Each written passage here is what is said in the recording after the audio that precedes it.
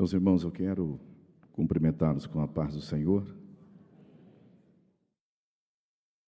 Nós vamos ler um texto, está em Lucas, capítulo 1. Enquanto vocês procuram, eu quero agradecer a Deus por este privilégio de estarmos aqui essa noite e juntos glorificarmos o nome do Senhor. Deus seja louvado pela vida do nosso pastor presidente, pastor Silas Paulo de Souza, sua muito digna esposa, irmã Cidinha, bem como toda a família. Quero louvar a Deus pela vida do evangelista Jaconias, que formulou o convite para estarmos aqui na noite deste dia, juntamente com os irmãos. E louvar a Deus pela vida de todos os componentes do coral Louvores de Sião e parabenizá-los pelos 69 anos na presença do Senhor, nosso Deus. Estava dizendo ao pastor Salles que o setor Cristo Rei Manga esse ano vai fazer 68 anos. Ou seja, quando o coral tinha 1 ano, a igreja ali nasceu. Quero louvar a Deus pela vida de todos os pastores que estão na minha retaguarda, todos os obreiros, que Deus seja louvado pela vida de todos. Eu perguntei ao evangelista Jaconias se havia um tema, e ele disse que era livre. Então nós vamos falar sobre Lucas capítulo 1, versículo de número 5. Diz assim a palavra do Senhor: Existiu no tempo de Herodes, rei da Judeia, um sacerdote chamado Zacarias, da ordem de Abias, e cuja mulher era das filhas de Arão. O nome dela era Isabel. E eram ambos justos perante Deus, vivendo irrepreensivelmente em todos os mandamentos e preceitos do Senhor. E não tinham filhos, porque Isabel era estéril, e ambos eram avançados em idade. E aconteceu que, exercendo ele o sacerdócio diante de Deus, na ordem da sua turma, segundo o costume sacerdotal, coube-lhe em sorte entrar no templo do Senhor para oferecer incenso. E toda a multidão do povo estava fora, orando, à hora do incenso. Então o anjo do Senhor lhe apareceu, posto em pé, à direita do altar do incenso. E Zacarias, vendo, turbou-se, e caiu temor sobre ele. Mas o anjo lhe disse: Zacarias, não temas, porque a tua oração foi ouvida, e Isabel, tua mulher, dará à luz um filho, e lhe porás o nome de João. Meus irmãos, sempre que nós lemos um texto bíblico, para termos uma melhor compreensão, precisamos analisar o seu contexto para compreendermos aquilo que o autor está querendo dizer. E quando nós falamos sobre o contexto, nós precisamos voltar a alguns anos antes, até o livro do profeta Malaquias, capítulo 4, versículo 5, quando o profeta profetiza dizendo: Eis que eu vos envio o profeta Elias, antes que venha o grande e terrível dia do Senhor. Quando o profeta Malaquias profetiza, nós entendemos que cerra-se o cânon sagrado e inicia um período em que nós conhecemos como período interbíblico, ou por que não dizer, os 400 anos de silêncio. Esses 400 anos de silêncio, nós podemos ver pela Bíblia, pela história, que Deus não falou através dos profetas, Deus não falou através de sonhos, Deus não falou através de visões, e Deus não falou com ninguém através de nenhuma profecia bíblica. E não era porque Deus não queria falar, e sim porque a nação não queria ouvir a voz do Senhor. E todos nós sabemos que a nação tinha enveredado por um caminho, e esse caminho era um caminho de apostasia, e cada vez mais eles estavam distante da presença do Senhor nosso Deus. Aí quando nós lemos aqui no capítulo 1 do Evangelho de Lucas, a partir do versículo de número 5, geralmente vai surgir uma pergunta, porque quando nós lemos Malaquias capítulo 4, versículo de número 5, a Bíblia vai dizer que está se referindo ao profeta Elias. E quando nós observamos a profecia de Malaquias, entendemos que Elias já tinha sido arrebatado alguns anos antes. Então a pergunta é: quem é Elias em que o profeta Malaquias está se referindo?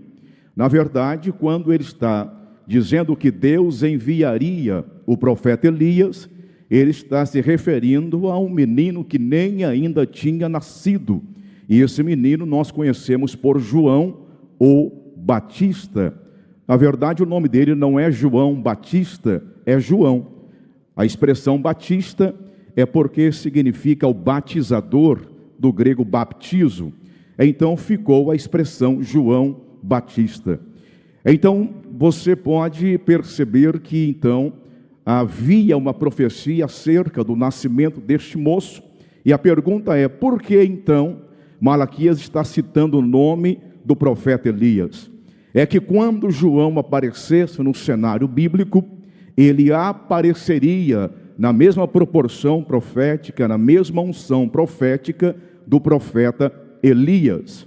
Por exemplo, Lucas capítulo 1, versículo 17, o texto vai dizer assim: e irá adiante dele no espírito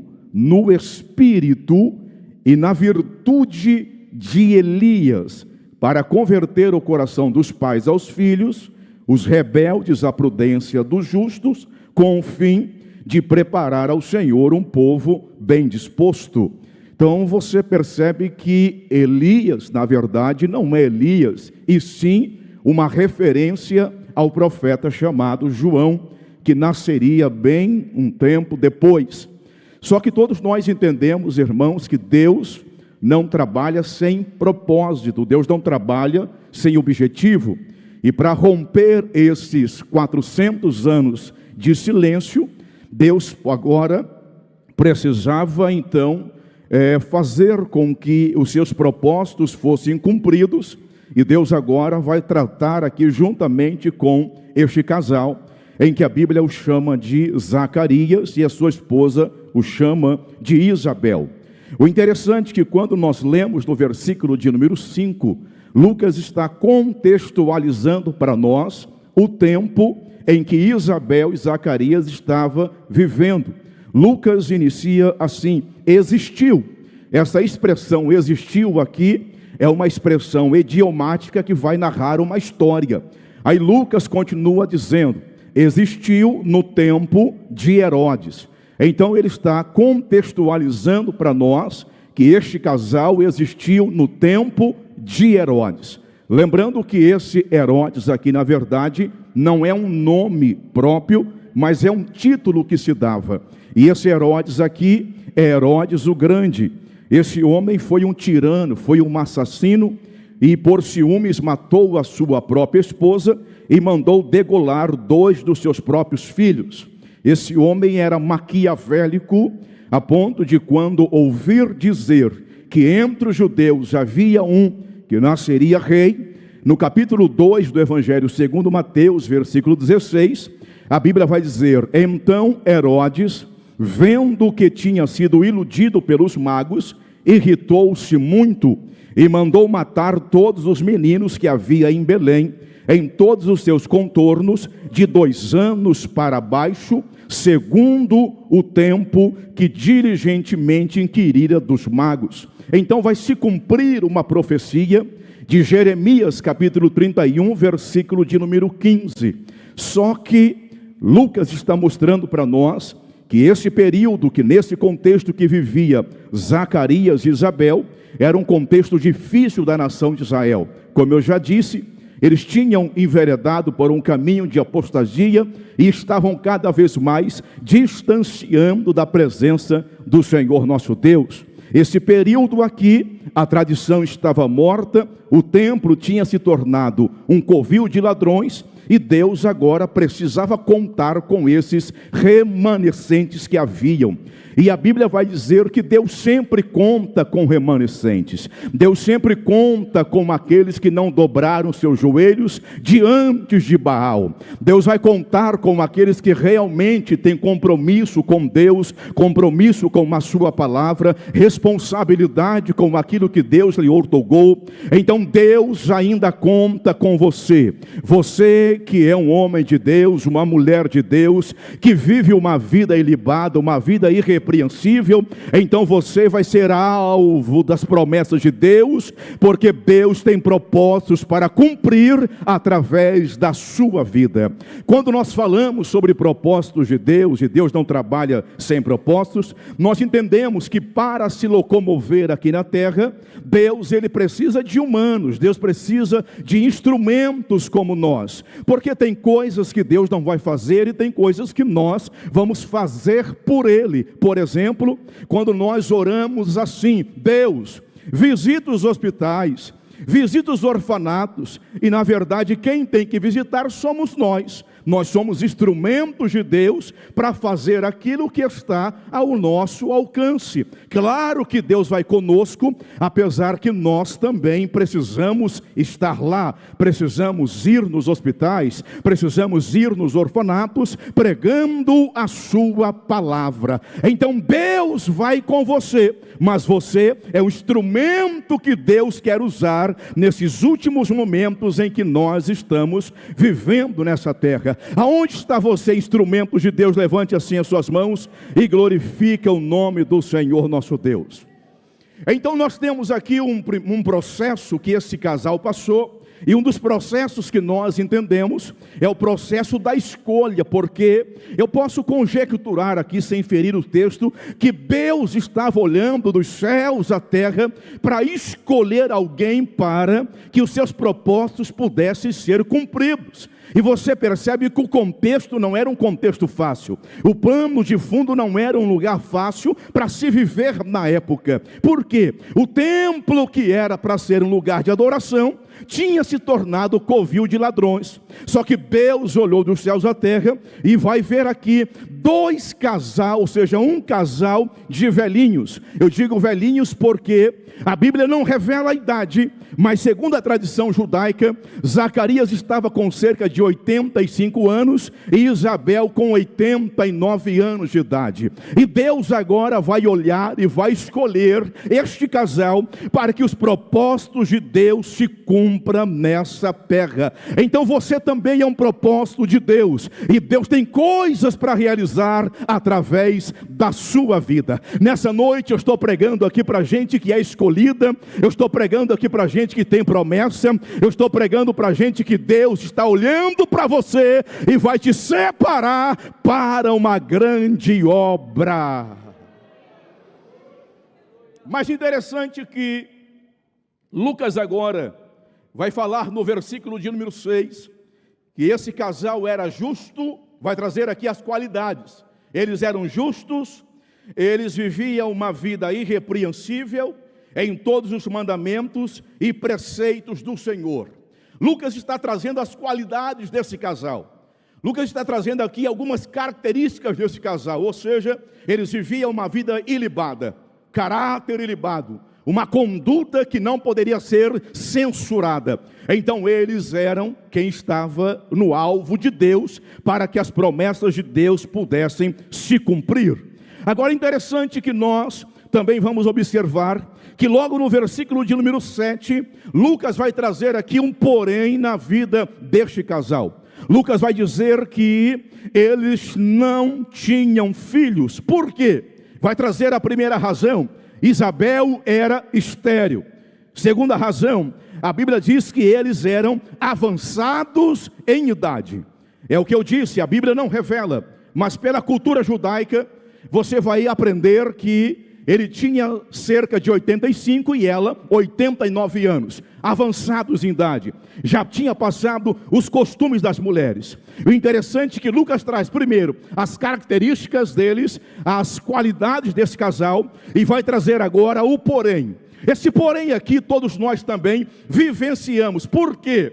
Lembra da sogra de Pedro? Uma mulher que hospedava Jesus na sua casa, uma mulher que tinha Jesus como hóspede, uma mulher que servia alimento para Jesus, água para Jesus, mas vai chegar um dia, Jesus na sua casa, vai olhar para aquela mulher, e a Bíblia vai dizer que ela estava ardendo em febre. Interessante isso aqui, e interessante também o que esse casal passava. Por quê? Porque Lucas fala que eles eram irrepreensíveis em todos os mandamentos e preceitos do Senhor. Isso quer dizer que eles tinham qualidades boas, porém havia alguns problemas que eles estavam enfrentando. O que nós entendemos aqui, irmãos? Que a nossa justiça não isenta-nos de passar pelas dificuldades da vida.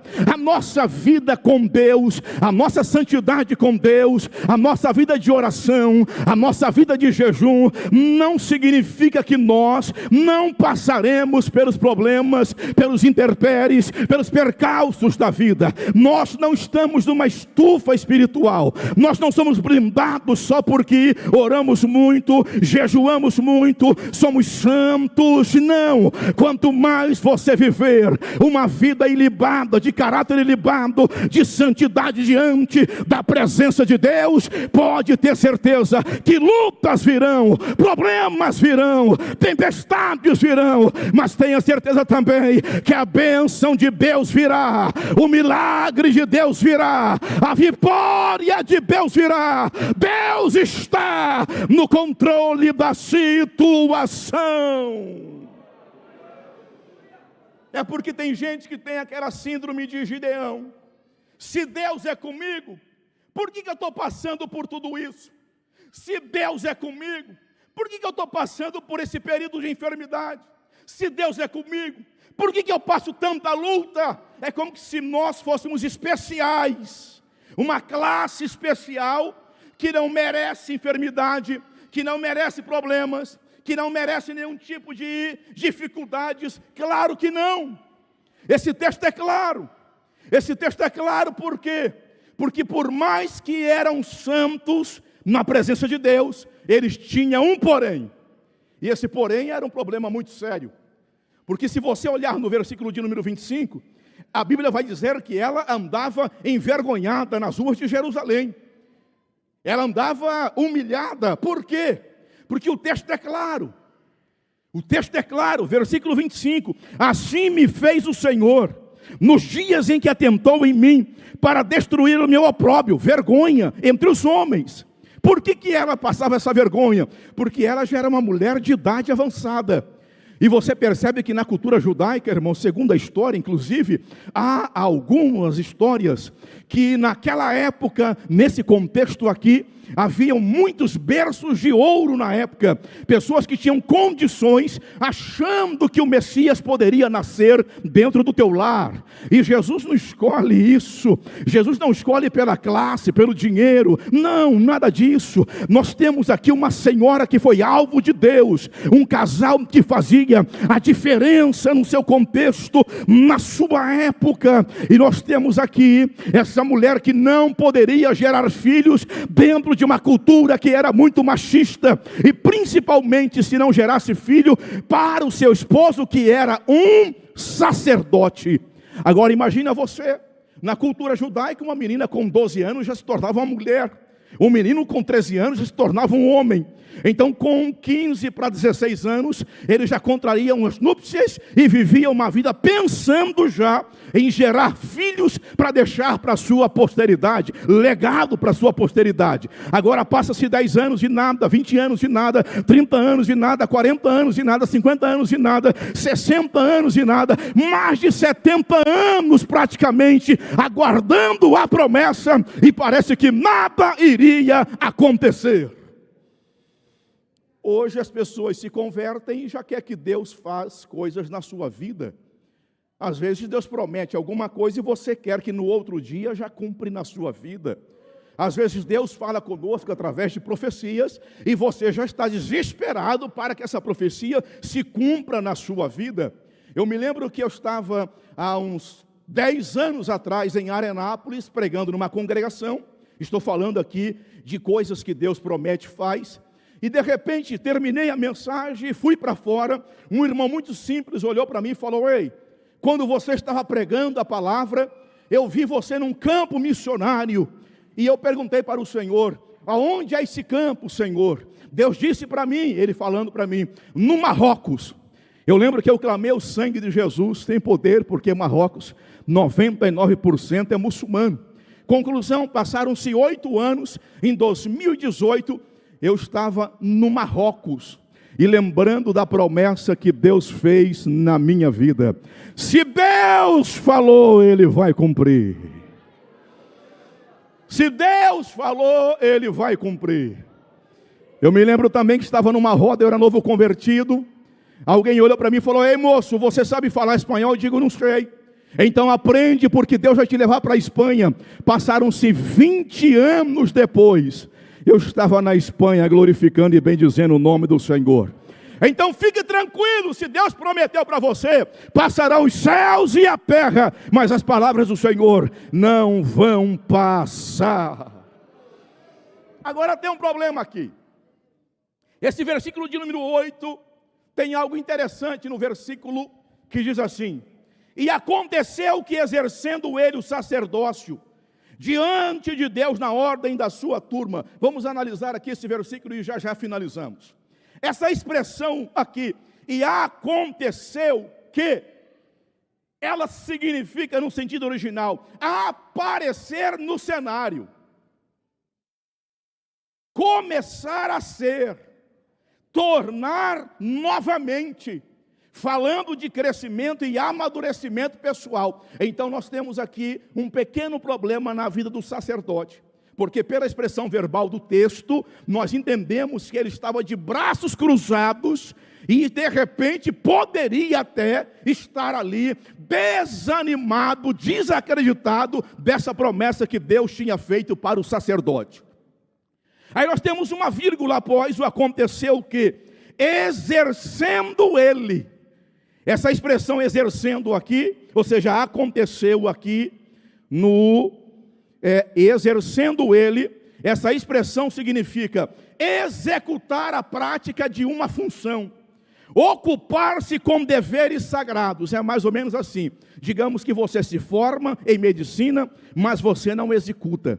Você se forma em advocacia, mas você não executa. Ou seja, ele era sacerdote, mas não estava executando o papel de sacerdote. Ele deveria oficializar no templo, mas não estava oficializando no templo. Ou seja, ele estava no comodismo. Ele estava vivendo dentro de uma zona de conforto, talvez pelo desânimo das promessas não se cumprir no seu tempo, e esse homem estava de braços cruzados. Então nós temos aqui, irmãos, um homem que estava na inércia, e quando nós estamos na inércia, no comodismo, vivendo dentro de uma zona de conforto, você pode ter certeza que as promessas também estarão ali com você. Que sentido, pastor? Elas estão bloqueadas, elas estão paradas, elas estão no comodismo também. Por quê? Porque se você para, Deus para. Se você deixa de fazer, Deus também deixa de fazer. Não é uma barganha, é o texto bíblico. Por exemplo, Tiago 4,8: chegai-vos a Deus e Deus chegará a vós. Então eu preciso dar o meu pontapé inicial. Eu preciso dar o meu pontapé inicial para que Deus também cumpra na minha vida aquilo que Ele me falou. Eu vou dar um exemplo clássico, por exemplo, o Rio Jordão. Josué capítulo 3, a nação diante de um grande desafio, o Rio Jordão transbordando, época da cega, primavera, as geleiras do Monte Hermon derretia, e então transbordou o Jordão. Eles chegam lá, e Josué olha o rio transbordando e pensa: não vamos conseguir passar. O que vai acontecer agora? E agora, Senhor, o que nós vamos fazer? Deus falou o seguinte: eu só quero uma coisa. Sim, pode falar. Eu quero que os sacerdotes vá lá na borda do rio e molhem a planta do vosso pé. É só isso? Sim. Eles foram, molharam a planta do pé no Rio Jordão, e diz o texto, a água se abriu. O que significa isso aqui? Irmãos, tem coisas que nós precisamos tomar atitude, tomar uma ação. reação. Quando é que eu causo uma reação em Deus? É quando eu tomo uma ação, é quando eu tomo uma atitude. Sabe por que às vezes o milagre não acontece? As coisas não fluem na sua vida, é porque você está parado, estagnado, você não quer fazer a obra, você não quer fazer o que Deus te ordenou, você não tem mais responsabilidade, mais compromisso. Agora, se você tomar atitude a partir de hoje, mudar de vida, ter compromisso, responsabilidade, você pode ter certeza que Deus vai mudar a sua situação. Deus vai mudar a sua vida. Deus vai mudar a sua situação, Deus vai mudar a sua história, mas você precisa dar o seu pontapé inicial. Prova para nós aí, pastor. Eu provo.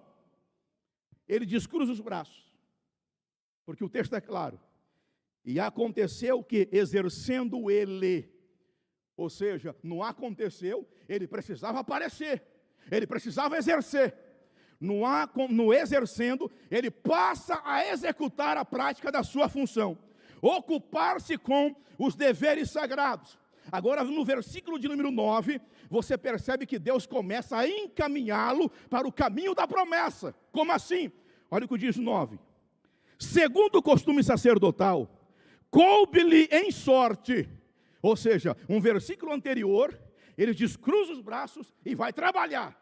No versículo depois, Deus fala, você resolveu trabalhar, resolveu oficializar, resolveu cumprir com o seu papel, resolveu criar responsabilidade, então tudo bem, agora eu também vou começar a agir. Eu vou te mostrar o caminho da promessa. E o texto diz, o texto é claro, e segundo o costume sacerdotal, coube-lhe em sorte entrar no templo e oferecer incenso. Parece algo muito simples, mas não é. Por quê? Se você olhar para Crônicas, 1 Crônicas capítulo 24, Davi dividiu o turno de sacerdotes em 24 turmas. Cada turma com 1000 sacerdotes cada. E a turma dele era de Abias, a 8ª. Então essa semana aqui era a semana de Abias, ou seja, do sacerdócio de Abias cumprir, para oficializar, para trabalhar, para cumprir o trabalho no templo. Só que só entrava um, e havia 1000. Agora imagina você, com 1000 pessoas aguardando uma vaga. E o maior desejo de um sacerdote, o ápice de um ministério sacerdotal, era isso aqui: oferecer incenso. Porque a crença era que, porque quando você entra no tabernáculo, você entra, tem o altar do holocausto, tem a mesa dos pães da proposição, tem a bacia, ou seja, tem o candelabro. Aí quando você vai entrar, lá mais à frente, perto do Santo dos Santos, o que divide, era o incensário, o lugar onde você oferecia ali as suas orações. E eles acreditavam que por estar na divisa do Santo dos Santos, eles estavam mais próximos de Deus. Isso era uma crença judaica, e isso era o ápice de um ministério. Todo mundo tinha desejo, todo mundo queria estar lá. Mas a Bíblia diz que a sorte recai sobre ele. Eu não vejo aqui sorte, eu vejo Deus trabalhando na vida de alguém que estava no comodismo e resolveu então, aleluia, a cumprir com as suas responsabilidades. É interessante, irmãos, para encerrarmos. A Bíblia diz que quando ele vai entrar, toda a multidão do povo estava fora, orando a hora do incenso. Essa oração é o Salmo 142. Estavam todos orando. E a Bíblia diz que ele agora vai entrar. Quando ele entra dentro do santuário, a Bíblia diz que está um anjo em pé, que lhe apareceu posto em pé à direita do altar do incenso. 2 milagres já acontecem aqui. Há muitos anos sem ouvir Deus, há muitos anos sem ter sonhos proféticos, há muitos anos sem ter uma profecia, há muitos anos sem ter uma visão. E esse homem, a primeira coisa que ele vê é um anjo em pé à direita do altar do incenso. Primeiro milagre, Deus abriu a sua visão. Segundo milagre, o anjo diz: Zacarias, não temas. O segundo milagre, Deus abriu a sua audição espiritual. Ele ouviu e viu o anjo. Agora, o que eu acho interessante é que o anjo diz assim: mas o anjo lhe disse: Zacarias.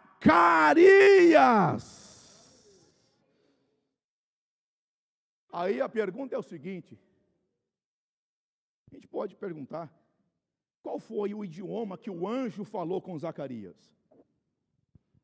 Hein, Jonas? Qual foi o idioma? Celestiano? Porque, na verdade, o idioma hebraico era um idioma considerado sagrado, se falava dentro das sinagogas, inclusive no templo. Então o anjo fala com ele em hebraico. E o anjo fala: Zacarias! Mas a palavra Zacarias no hebraico, o que ela significa? Jeová lembrou. Gênesis 8:1, Deus lembrou de Noé. Êxodo 2:24, e ouviu Deus o seu gemido, e lembrou Deus da sua aliança com Abraão, Isaque e Jacó. Gênesis 19:29, e aconteceu que, destruindo Deus a cidade da campina, lembrou-se Deus de Abraão. Gênesis 30, versículo 22, e lembrou-se Deus de Raquel. 1 Samuel 1:19, e levantaram-se de madrugada e adoraram perante o Senhor e voltaram, e chegaram à sua casa em Ramá. Eucana conheceu Ana, sua mulher, e o Senhor se lembrou dela. Deus não é político para esquecer daquilo que prometeu. Deus, irmãos, não é homem, não é filho do homem. Deus, Ele fala, Deus, Ele cumpre. Se Deus falou para você, Deus não esqueceu. Deus lembrou de Zacarias, Deus se lembra de você também.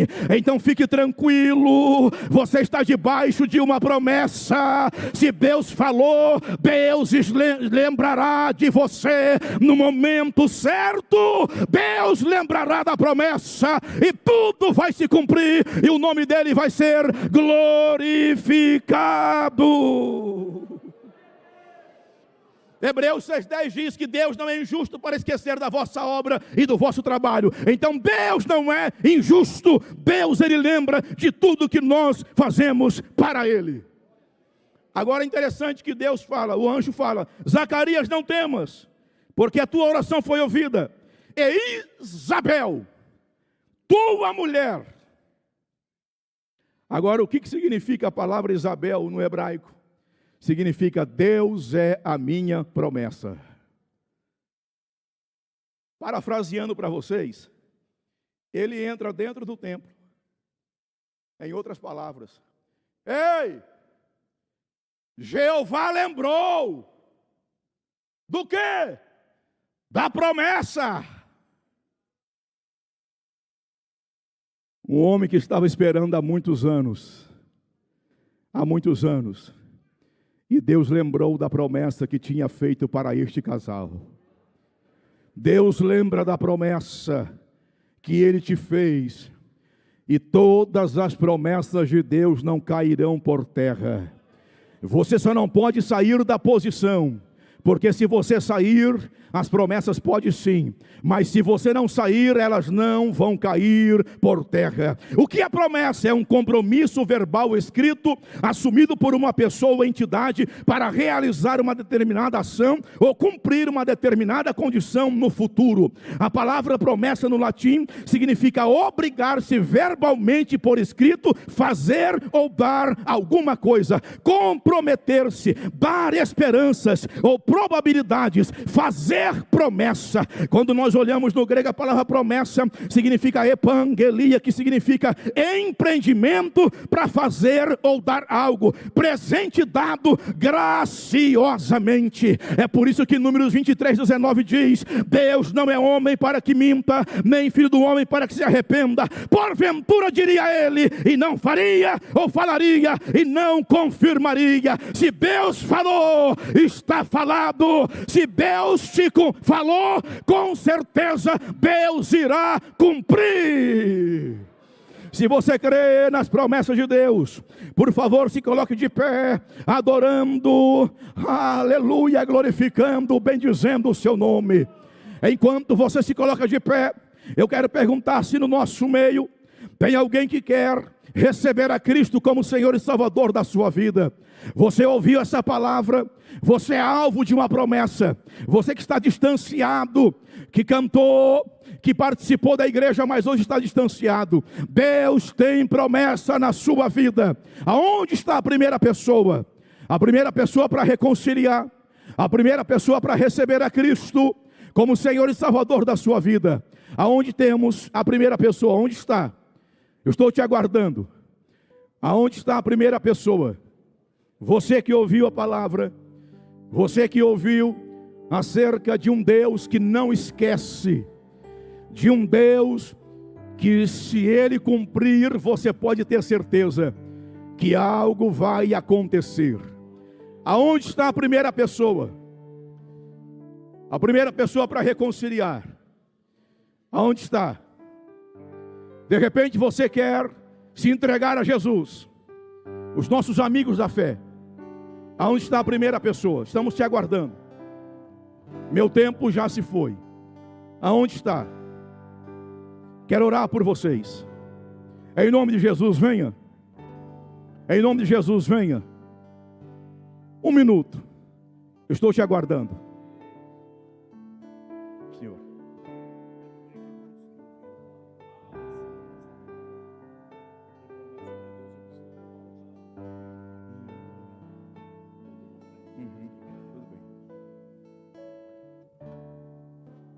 Irmãos, nós temos aqui uma pessoa que está vindo. Mas o pastor me orientou aqui, muito sabiamente. Deixa eu só fazer uma pergunta. Quem aqui tem promessa? Só que você precisa ter compromisso, ter responsabilidades. De repente você pode estar como o profeta Jonas, tentando fugir do compromisso que Deus tinha para com ele. Pastor, eu quero a partir de hoje mudar radicalmente. Eu quero ter mais compromisso, mais responsabilidade. Se você quiser, venha à frente. Nós vamos orar por vocês. Venha. Você que é alvo de uma promessa e você quer receber essa oração, saia do seu lugar e venha. Estou te aguardando. Venha. Em nome de Jesus. Rapidamente, saia do seu lugar. Nós queremos orar por vocês. Nós temos aqui uma vida. Está reconciliando? Recebendo a Cristo? Pronto, recebendo. Está chorando. Isso sim é importante. As lágrimas. Nós vamos orar por ele. Qual é o seu nome? Vitor. Vamos orar pelo Vitor. Está tomando a decisão de receber a Cristo como Senhor e Salvador da sua vida. Vamos orar por ele. Venha. Venha, jovens. Sai do seu lugar e venha. Rápido. Isso, pode vir à frente. Diga a Deus, a partir de hoje, eu vou firmar um compromisso com o Senhor. Firmar um compromisso de ter mais responsabilidade com o departamento, com os meus líderes, com os pastores. Aleluia, venham. Nós temos mais uma vida? Temos mais uma vida para Jesus. Aleluia. Louvado seja Deus. Está reconciliando? Está reconciliando? Glória a Deus. Está recebendo Jesus como Senhor e Salvador. Podemos orar? Podemos orar? Tem mais alguém que quer vir à frente? Nós vamos orar. A igreja estenda suas mãos para cá, por gentileza. Senhor, te damos graça, Pai, por este momento em que estamos nós diante da Tua presença. Essa presença tão real, Senhor, quanto este templo que estamos aqui nessa noite, transmitindo a Tua palavra.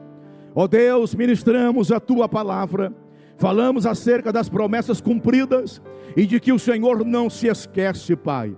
Tu não é político para falar e esquecer, mas Tu és Deus poderoso, que tem promessa na vida dos nossos servos que estão aqui na frente, dos nossos irmãos e irmãs que estão aqui. Ó Deus, eles estão firmando um compromisso de a partir de hoje, Pai, ter mais responsabilidades com a tua obra. Ó Deus, ajuda-os nessa noite, dando graça, dando entendimento, fortalecendo eles na tua presença. Pai, eu oro pelo Vitor, eu oro pelo outro moço que está recebendo ao Senhor como Senhor e Salvador da vida deles. Ó Deus, escreve o nome deles no livro da vida, Senhor. Transforma como vasos na mão do oleiro e faça deles, Pai, instrumentos na tua casa. Ó Deus, dando graça, meu Pai, e que através do teu Espírito Santo eles possam ser homens de Deus de honra na tua casa. Pai, nessa noite, Senhor, nós oramos e agradecemos em nome de Jesus Cristo. Amém.